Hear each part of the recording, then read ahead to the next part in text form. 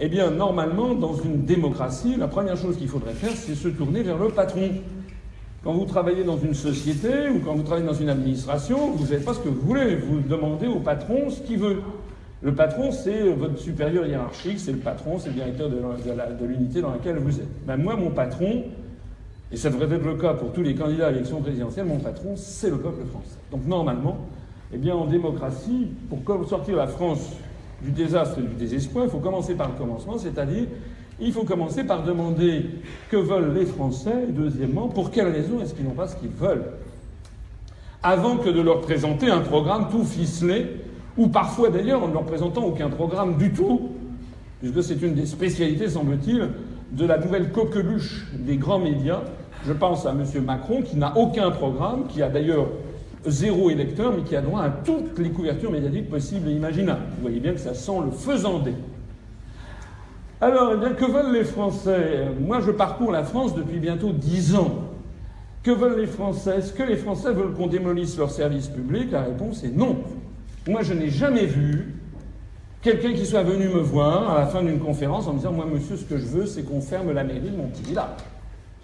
Moi, je veux qu'on ferme l'école ou la poste de mon village. » Je n'en ai jamais vu. J'ai jamais vu non plus, d'ailleurs, quelqu'un qui m'ait dit « Moi, ce que je voudrais, c'est la privatisation de la poste. » Ça n'existe pas. Est-ce que les Français veulent qu'on supprime tous les acquis sociaux pour lesquels s'étaient battus les parents, les grands-parents, les arrière-grands-parents? Moi, quand j'étais petit, en 63, 64, je devais avoir 6, 7 ans, je me rappelle mon grand-père paternel, que j'aimais beaucoup, qui m'avait dit un jour « Tu as de la chance. Tu auras une meilleure vie que nous. » Est-ce qu'il y a beaucoup aujourd'hui de grands-pères qui parlent à ses petits-enfants en disant « Tu as de la chance, tu auras une meilleure vie que nous ?» Non.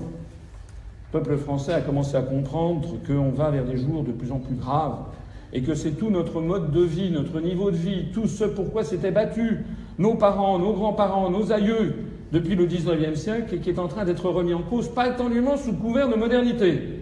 Et d'ailleurs, on ne fait jamais le bilan de cette action qui est menée maintenant depuis un quart de siècle. La réponse est non. Les Français veulent-ils qu'on laisse disparaître l'agriculture familiale et la pêche artisanale? La réponse est non. Quand j'étais petit, dans les années 60, il y avait 4 millions d'agriculteurs en France, au début des années 60. On est tombé à même pas 400 000. 90% disparus. Et si on continue comme ça, on y reviendra tout à l'heure, on va tomber à 40 000. Quant à la pêche, le bilan est peut-être encore pire. Les Français veulent-ils pouvoir fermer les usines les unes après les autres pour cause de délocalisation? La réponse est non. Que l'on soit ouvrier, agent de maîtrise, que l'on soit cadre moyen, qu'on soit ingénieur, qu'on soit même directeur de l'usine, tout le monde va fermer les usines avec beaucoup de tristesse et on apprend que c'est dans tel conseil d'administration, situé je ne sais pas où d'ailleurs, qu'il a été décidé que l'entreprise allait fermer, se délocaliser au Bangladesh ou en Tunisie. Ce qui n'existait pas il y a 40 ans. Hein. Pourtant, il y avait déjà des pays très pauvres il y a 40 ans. Ah, pourquoi ça n'existait pas il y a 40 ans et que ça existe maintenant, s'il y avait déjà des pays très pauvres? Qu'est-ce qui s'est passé? En attendant, la réponse est non. Les Français veulent-ils qu'on supprime leurs communes, leurs départements, qu'on leur impose des grandes régions? C'est peut-être un des pires scandales qui soit dans la situation actuelle de la France, que ne maîtrisent pas beaucoup, que ne comprennent pas bien d'ailleurs beaucoup de Français citadins qui ne font pas forcément attention à ça, mais que connaissent bien les Français qui sont en zone rurale, et qu'on est en train d'assister à une politique qui n'a été proposée par personne, qui n'a été expliquée à personne, qui n'a été soumise à l'approbation de personne, qui nous est imposée par la droite puis par la gauche et qui consiste tout bonnement à décider que les départements vont disparaître en 2020 et que les communes de France, qui remontent au Moyen-Âge, ce sont les paroisses d'Ancien Régime, ce sont les paroisses, que sur les 36 000 communes, les 35 588 communes, il va y en avoir à peu près 20 000 qui vont passer à la trappe dans les 5 à 10 ans qui viennent, que cela plaise ou ne plaise pas. Et tout ça sous couvert, là aussi, de modernité, d'inéluctabilité. Ça n'a été proposé absolument à personne, avec des résultats calamiteux, comme on va le voir. Donc la réponse est non. Est-ce que les Français veulent qu'on aille bombarder des Afghans, des Libyens, des Syriens? Est-ce qu'ils veulent vraiment qu'on fasse la guerre à la Russie? Ben moi je dis la réponse est non. Moi j'ai jamais vu de Français qui me disent, même ceux qui sont gavés de TF1 ou BFM TV toute la journée, à qui on fait croire que M. Poutine est un tyran absolument sanguinaire, alors que M. Hollande serait un démocrate sans fin, allez en Russie, vous verrez que 81% des Russes soutiennent Poutine. Je suis pas là pour soutenir Poutine d'ailleurs, mais en tout cas je suis là pour rappeler que M. Hollande, il n'y a pas 4% des Français qui le soutiennent. Eh bien, en vertu de quoi irait-on faire ça? D'ailleurs, en vertu de quoi a-t-on ce discours constamment russophobe en France? Russophobe, islamophobe, etc. Constamment un discours qui menace la France des pires sévices si on ne fait pas ce qui est actuellement maintenant en cause depuis plusieurs années, c'est-à-dire un alignement complet sur les États-Unis d'Amérique. Alors voilà quelques questions fondamentales auxquelles on va essayer de répondre. Normalement, d'ailleurs, on devrait élire à la tête de l'État un responsable. Étymologiquement, un responsable, c'est quelqu'un qui a une réponse. Moi, je vous apporte les réponses à ces questions. Les autres candidats de l'extrême droite à l'extrême gauche, à peu près, ne vous apporteront à peu près aucune réponse à ces questions qui, d'ailleurs, ils éluderont pour la plupart d'entre eux. Alors, justement, pour quelles raisons les Français n'ont-ils pas ce qu'ils veulent ? Pour quelles raisons toutes ces décisions que je viens de vous montrer sont-elles prises contre la volonté majoritaire des Français? Est-ce qu'il y aurait une fatalité? Pour quelles raisons la droite et la gauche prennent-elles ces mêmes décisions contre l'avis des Français? Pourquoi d'ailleurs ils ne leur demandent pas leur avis? Pourquoi les dirigeants politiques, une fois élus, prennent-ils ces décisions qui sont le contraire des promesses qu'ils ont faites dans leur programme électoral? Monsieur Hollande est un coquin. Il nous avait dit que son adversaire, c'était la finance. On a vu ce qui en est suivi. Jamais on n'a eu une politique aussi vautrée dans la compromission avec toute l'oligarchie financière internationale, au point qu'il a nommé M. Macron, qui venait de chez Rothschild, sans élection, sans passer jamais par la case d'élection, qu'il l'avait nommé ministre des Finances, avec le brillant résultat, d'ailleurs, au passage, de M. Macron à Bercy, qui était une catastrophe, il faut quand même le rappeler. On viendra tout à l'heure. M. Hollande, en revanche, avait oublié de nous dire, dans son programme, qu'il allait faire passer le nombre de régions de 22 à 13.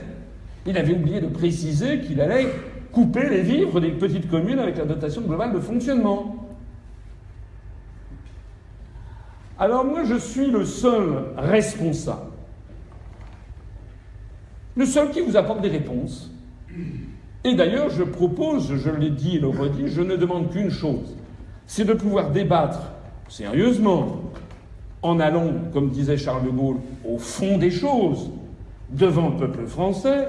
Je suis prêt à débattre à tout instant pendant 2 heures avec M. Mélenchon, avec Mme Le Pen, avec M. Valls, avec M. Fillon, avec M. Bayrou. Je suis prêt à débattre avec tout le monde de tous ces vrais sujets. Mais il n'y a plus personne.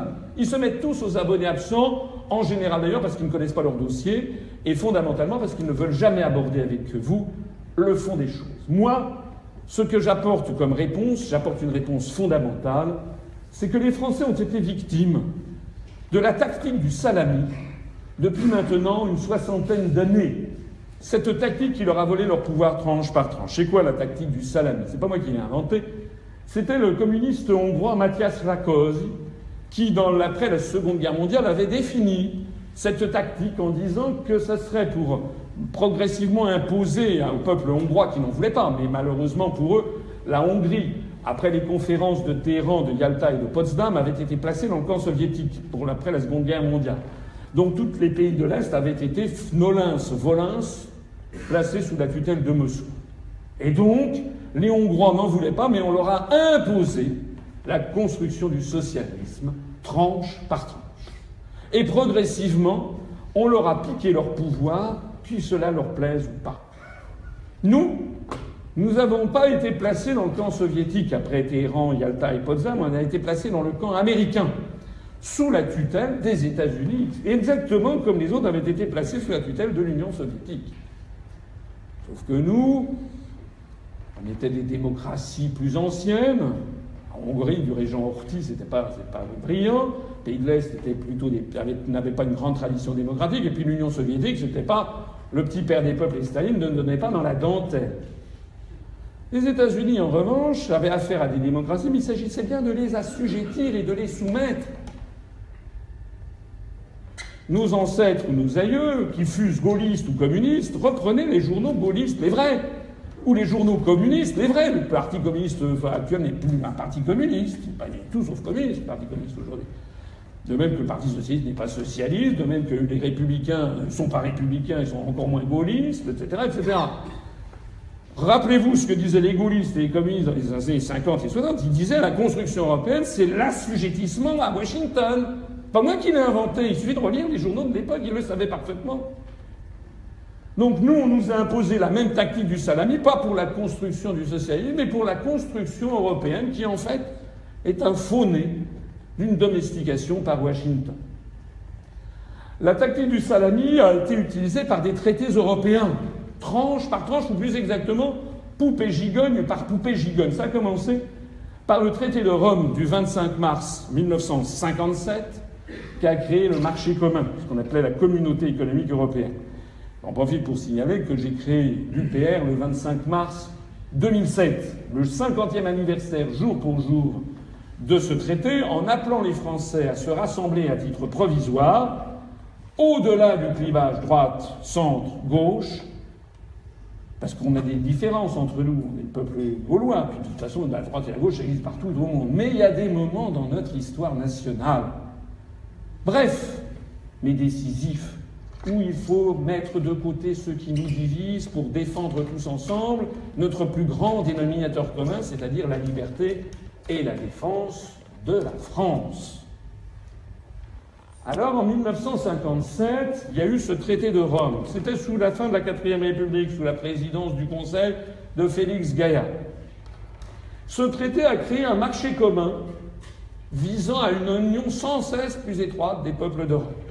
Je me permets de préciser que ce traité n'a pas été soumis au référendum des Français, qu'il a été signé par des plénipotentiaires et qu'il a ensuite été ratifié par les parlementaires, lesquels parlementaires n'avaient jamais été élus au moment de l'élection précédente en disant aux Français « je vais ratifier ce traité ». En d'autres termes, les Français sont entrés dans le marché commun sans s'en rendre compte, on a décidé ça pour eux. C'est d'ailleurs une constante depuis cette époque, on n'a jamais demandé aux Français « est-ce que vous êtes d'accord pour que, dans quelques années, on mette un fin à l'histoire de France ?» C'est ça, là, le vrai sujet, il est là. Est-ce que vous êtes d'accord pour que ce pays, que certains font remonter à Vercingétorix, que d'autres, de façon peut-être plus justifiée d'un point de vue historique, font remonter au baptême de Claovègue en 486, 496, pardon, excusez-moi, qui se convertit, c'est un Franken, un homme libre des tribus barbares, et il prend le nom romanisé de Clovis. 1500 ans d'âge.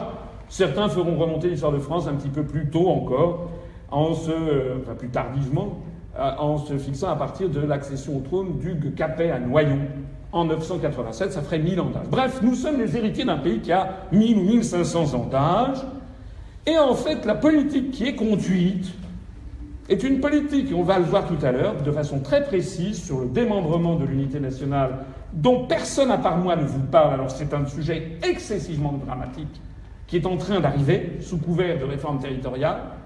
Il s'agit de gens qui ont décidé que la France était terminée, que sa langue d'ailleurs allait être submergée, que sa culture aussi, que tout ce qui a fait notre spécificité depuis 1500 ans était bon à jeter aux chiens, et que nous devions devenir un pays satellite du monde anglo-saxon. Alors, ce traité de Rome a été lancé, et puis là, au début, ça a végété. D'abord, la France était en pleine guerre d'Algérie, il y avait 6 États, De Gaulle arrive dans des conditions dramatiques, revient au pouvoir en 58, il règle la question algérienne. Donc en 61-62, il s'est toujours à peu près rien passé. Puis en 62, les accords d'Évian et De Gaulle, dans sa conférence de presse du 15 mai 1962, les accords d'Évian et l'affaire algérienne est à peine réglée, que De Gaulle fait une conférence de presse restée célèbre, 15 mai 62, où il explique que la construction européenne, en gros, qu'en fait il s'agit d'une entreprise de domination venue de l'étranger. Il dit qu'on ne pourra pas forcer les États à avoir des mêmes politiques, et qui donc, sous ceci, ne pourrait marcher qu'à la condition d'avoir un fédérateur extérieur qui ne serait pas européen. Et De Gaulle prend une voix grave à ce moment-là. Vous allez le voir, c'est sur Internet. C'est même sur notre site. Et il dit que ça serait tout autre chose de beaucoup plus grave, de beaucoup plus étendu, un fédérateur qui ne serait pas européen. De Gaulle a compris qu'il s'agit d'une manœuvre de domestication de la France.